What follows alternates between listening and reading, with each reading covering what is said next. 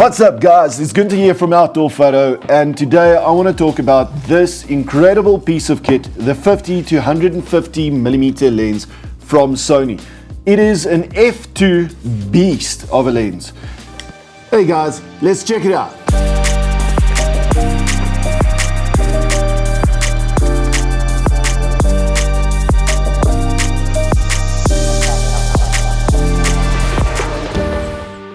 Obviously, in all the reviews that I do, everything always sounds perfect and idyllic, and I want to tell you the biggest issue I had with this lens, and it gripes, man,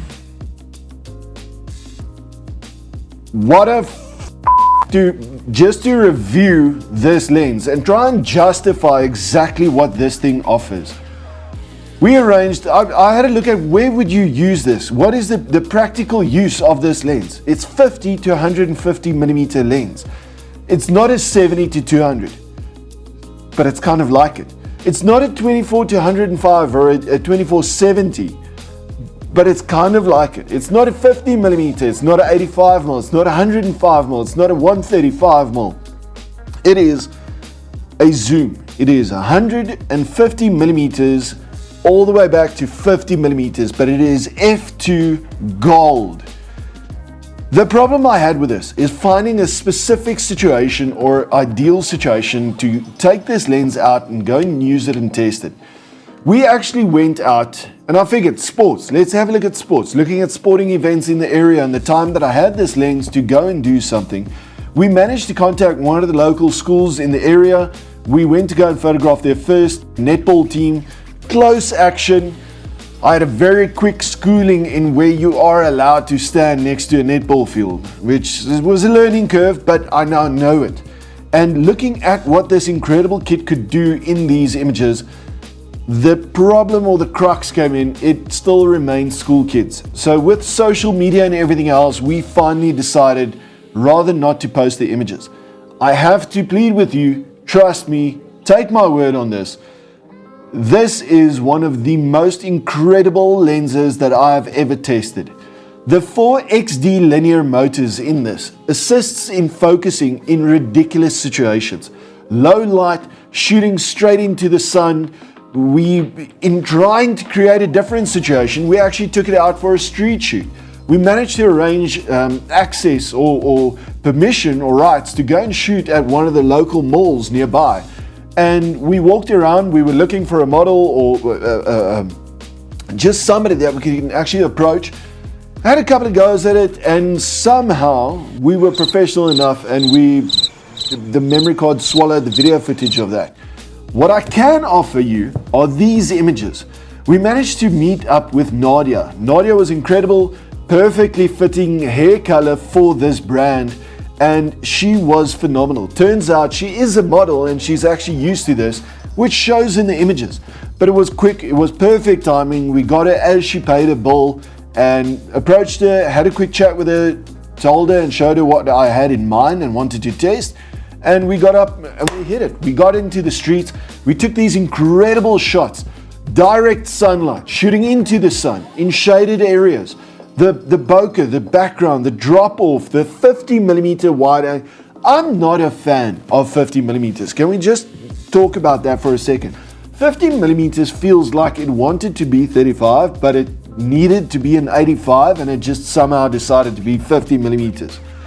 So as much as I go on about 70-200 being the ultimate lens for me, there is a new contender on the block. It's the 50-150mm lens. Sony were nice enough to send an A7 IV with the camera. Because I wanted to go and shoot sport and test out the focusing systems and everything, I eventually pushed it. I grabbed one of the R5, A7 R5's incredible 60 megapixel camera. Focusing is just that little bit faster and more responsive. I specifically wanted to go and test out what does 4XD linear motors mean in the lens. It means it focuses in ridiculous lighting conditions. Low light, no problem. Shooting it directly into the sun with Nadia, no problem. It grabbed onto the eye and onto the subject. She was approaching me in some of these shots and there were just no issues whatsoever. Sharp, crisp image quality.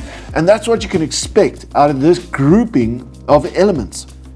What the XD linear motors offers you, and I specifically asked, but unfortunately it is a very popular product and I couldn't get my hands on an A9 III or an A12 for this testing.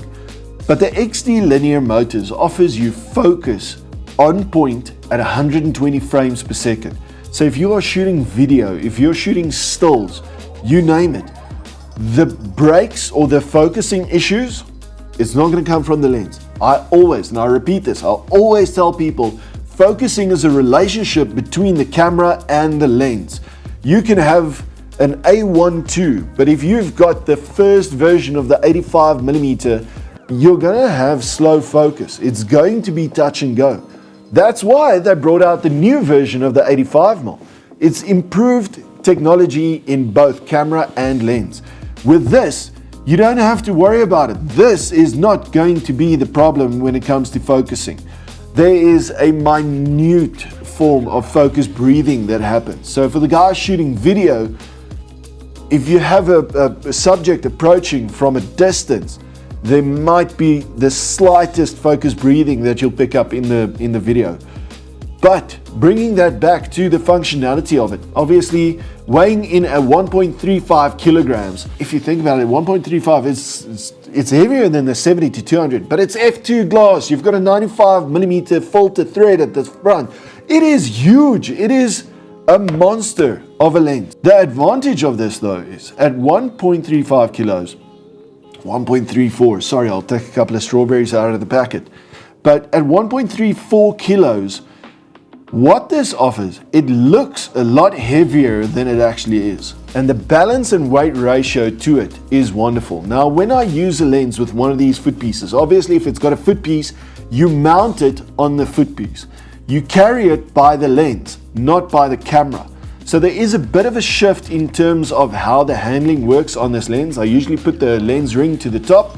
Again, I would have loved a little click in the lens ring just to, they've got it marked out with little dots and you know exactly where it is and when it's at 90 degrees or 180 degrees. But I like it, it's me, it's a me thing. Now in using this, obviously you've got your focusing right over there. You've got your zoom ring over there, which is also a quarter turn. So if I can demonstrate it to you like this, 50 to 150 millimeters, quarter turn. Lekker. Guys, quarter turn is the future. It's not the future, it's the now. You want a lens that can very easily go from minimum to maximum in a quarter turn. All the gear ratios worked out, everything internally. So you've got no external moving or extending components, which means the weather sealing on this thing is absolutely phenomenal. Shooting out in the rain won't be a problem. Protect your camera. Make sure your gear is weather sealed. Don't put this thing on an A6400 or 6500 and think you're going to be sorted. But looking at things like the aperture ring, for those who set up their cameras and prefer using the aperture ring, there is an aperture lock in it. So if I can just switch it up like this, we're going to switch to that little switch over there where it's got to click on and off. But first, I have to rotate and release the aperture ring. That, on that switch over here, lekker. Now you've got a quarter turn aperture ring right there. That's lekker. Quarter turns, the future. Not the future, the now. Then we go across to the next step. If you're shooting stills, I would, again, I just like that feedback when I'm working with gear and you can activate the clicker. So now, listen to this. I don't know if you can hear it. If you can hear it, somebody will make magic with the audio. I don't know. But the fantastic thing about this is you've just got that little bit of feedback where you are. Personally, I switch that to auto, I lock it in, and I just use it on the dials on the camera itself. Setting this up and using it out in the field, you've obviously got these little focus buttons in the front, you've got autofocus, manual focus, and you've got full-time DMF on and off. This thing is phenomenal. Looking at these images, I mean, the sharpness is there, the bokeh is there, that blurry background. Going from 50mm to 150mm, man, touching on that, if you shoot a wedding, you don't know what kind of situation you're going to be in. I've dealt with wedding photographers who said they'll be able to shoot an entire wedding on 50mm, and that's kind of their look and feel. I've got photographers who prefer a 35mm and a 70-200. That's me. I'm that guy. The big difference that we've got here is 50mm is pretty close to 35. I would feel safer adding something like a 16-35 and using this.